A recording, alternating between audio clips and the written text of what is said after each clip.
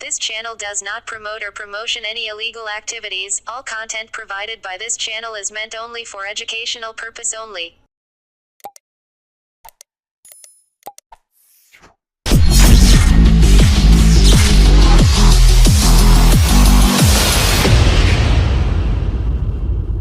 সংসদ ভবন নতুন সংসদ ভবনে দেখা গেল কয়েকদিন আগে জল চুইয়ে পড়ছে ছাদ থেকে। আজকে ডেরেকোবরের একটা ছবি পোস্ট করেছে, যেখানে দেখা যাচ্ছে জলের স্রোত ভেতরে। কি বলবেন? ভেতরে জলের স্রোতটা আছে, আর বাঁদর ঘুরে বেড়াচ্ছে। দেখুন, বাঁদরও ঘুরে বেড়াচ্ছে ইয়েতে, লাউঞ্জে, সেটাও এসছে। আসলে গোটা ব্যাপারটাই নরেন্দ্র মোদী নিজেকে গ্লোরিফাইড করার জন্য তৈরি করেছে। এত হাজার হাজার কোটি টাকা খরচ। আমরা তখন বলেছিলাম যেটা এত তাড়াহুড়ো করার দরকার নেই, সবাইকার সঙ্গে কথা বলুন। কারোর সঙ্গে কোনো কথা বলেনি। একটা মানুষ তার ইগো স্যাটিসফাই করার জন্য ভারতবর্ষের কতটা ক্ষতি করতে পারে প্রধানমন্ত্রী নরেন্দ্র মোদী তার একটা জ্বলন্ত দৃষ্টান্ত। কিছুই শুনবো না, এক্ষুনি চাই সব। আমার পার্লা ভবন তৈরি করতে হবে, আমাকে ওইখানে তৈরি করতে হবে, সবকিছু তৈরি করে দিতে হবে।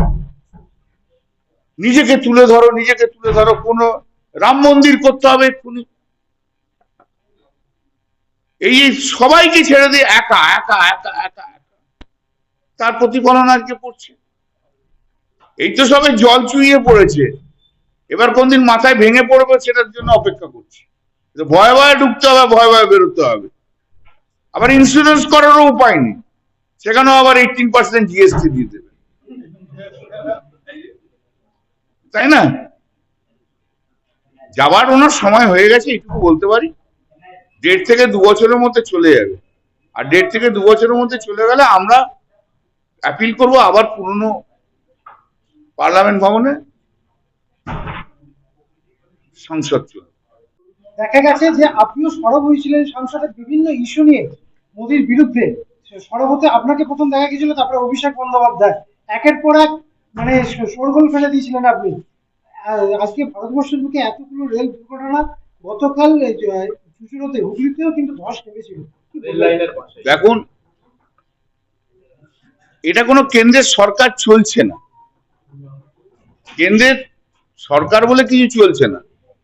নরেন্দ্র মোদী একটা আমি করছি আমি করছি আমি সব করছি, তার একটা প্রতিফলন চলছে। কোথাও কোনো কাজ হচ্ছে না, কোথাও কিছু নেই। রেলের যে পরপর পরপর অ্যাক্সিডেন্ট হয়ে যাচ্ছে, কোনো মাথা ব্যথাই নেই। নর্থ বেঙ্গলে পরপর 2টো অ্যাক্সিডেন্ট হলো। আপনি দেখলেন বিজেপির নর্থ বেঙ্গলে কোনো এমপি কে কথা বলতে? কেউ দেখেছেন? সে তো আমাকে বলতে হলো। এরা তো নিজেদের মধ্যেই তো সজাগ নয়, কোনো কিচ্ছু ওরা করতে পারে না, কিচ্ছু করতে পারবে না। রেলের আরো দুর্ঘটনা হওয়াটা খুব দুর্ভাগ্যজনক। একটা ব্যর্থ রেলমন্ত্রী থাকলে, একটা ব্যর্থ রেলমন্ত্রীর যে সবচেয়ে বড় কথা, ভারতবর্ষের একটা ব্যর্থ প্রধানমন্ত্রী থাকলে যে কোনো ডিপার্টমেন্টেই যা কিছু ঘটনা ঘটতে পারে। এরা কি হয়েছে জানেন? পিওএম।